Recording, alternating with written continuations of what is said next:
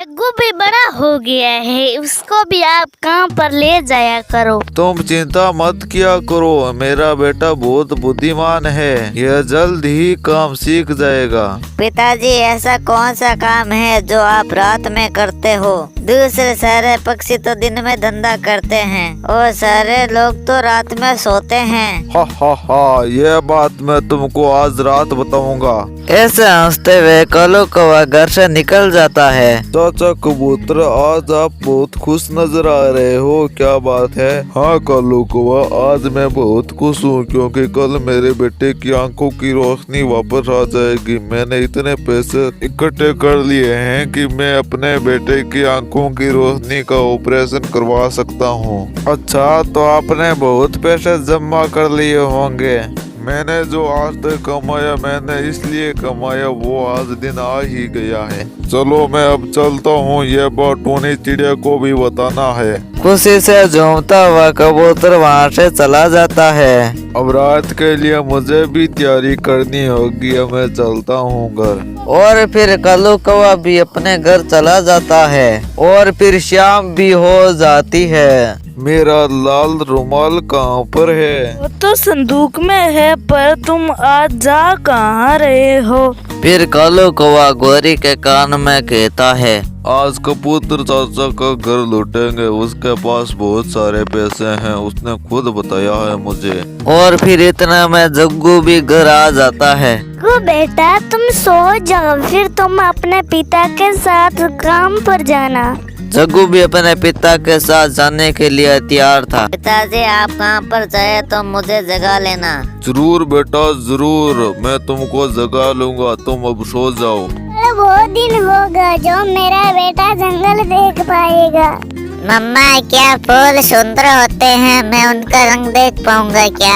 हाँ मेरे बेटे, तुम पहाड़, नदियाँ, पेड़ पौधे सब देख पाओगे, अब आप सो जाओ। चाचा कबूतर का बेटा जो देख नहीं सकता था वो सो जाता है। कब रात गुजरेगी, कब मैं बुलबुल डॉक्टर के पास ले जाकर इसका ऑपरेशन करवाऊंगा। इतने दिन गुजर गई, वहाँ एक रात तो गुजर ही जाएगी।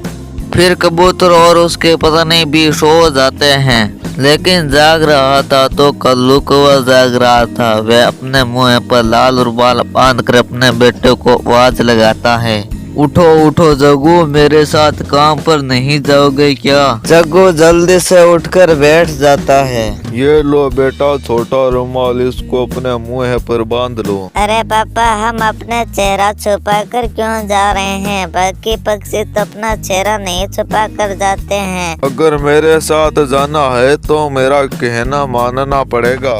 फिर जग्गू भी अपना चेहरा छुपा लेता है और वे दोनों घर से बाहर निकल जाते हैं। वह दोनों कबूतर के घर के पास एक पेड़ पर जाकर बैठ जाते हैं। देखो बेटा जग्गू, मैं एक बहुत बड़ा चोर हूँ, मैं दूसरों के घरों में चोरियाँ करता हूँ और ये काम तुम भी सीखोगे मेरे साथ साथ।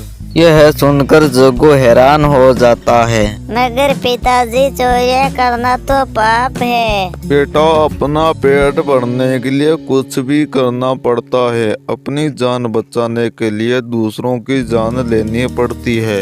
लेकिन जग्गू खामोश था। पहले इधर उधर देख लेते हैं कि कोई हमें देख नहीं रहा है क्या, फिर हम आहिस्ता से उड़ जाएंगे। चलो अब मेरे पीछे पीछे चलो। फिर कालू कौवा अपने बेटे को लेकर वहाँ से चलता है। खिड़की खुली होती है और वे दोनों अंदर चले जाते हैं। कालू कौवा आहिस्ता से संदूक खोलता है जो कबूतर ने अपने बेटे की आंखों के ऑपरेशन के लिए पैसे रखे थे। वह कालू कौवा उठा लेता है और अपने बेटे को भागने के लिए इशारा करता है और वह दोनों उड़ते उड़ते अपने घर आ जाते हैं। गोरी उठो, ठंडा पानी दो। गोरी उठकर कालू कौवे को ठंडा पानी देती है।